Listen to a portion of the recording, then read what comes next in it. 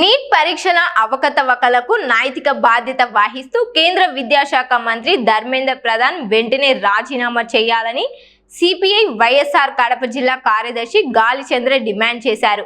Neat పరీక్షల నిర్వహణలో NTA వైఫల్యాలను కేంద్ర ప్రభుత్వం సరిదిద్దాలని, పరీక్షల వ్యవస్థను పారదర్శకంగా మార్చాలని కోరారు.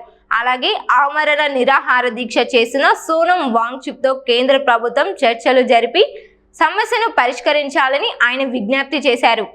నీట్ పేపర్ లీకేజీకి కారణమైనటువంటి చేతగాని దద్దమ్మ మంత్రి, విద్యాశాఖ మంత్రి ధర్మేంద్ర ప్రధాన్ తక్షణం రాజీనామా చేయాలని చెప్పి డిమాండ్ చేస్తూ కాక్రోచ్ జనతా పార్టీ తలపెట్టినటువంటి దేశవ్యాప్త ఆందోళనలో భాగంగా సోనం వాంగ్చుక్ అనేటువంటి సామాజిక కార్యకర్త 18 రోజులుగా ఆమరణ నిరాహార దీక్ష చేస్తున్నాడు.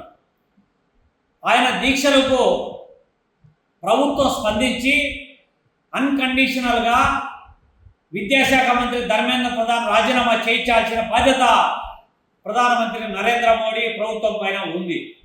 కానీ ఆ విధమైనటువంటి చర్యలు తీసుకోకపోగా చాలా నిర్లక్ష్యంగా ఆ ఉద్యమాన్ని అణిచివేయాలని నిరంతరం కుట్రలు కుతంత్రాలు సాగిస్తూ ఉన్నారు.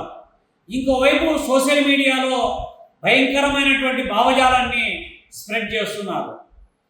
వివిధ రూపాలలో ఆర్ఎస్ఎస్ సంఘపరివార్ ద్వారా ఉద్యమాన్ని నీరుగార్చాలని ప్రయత్నం సాగిస్తూ ఉన్నారు.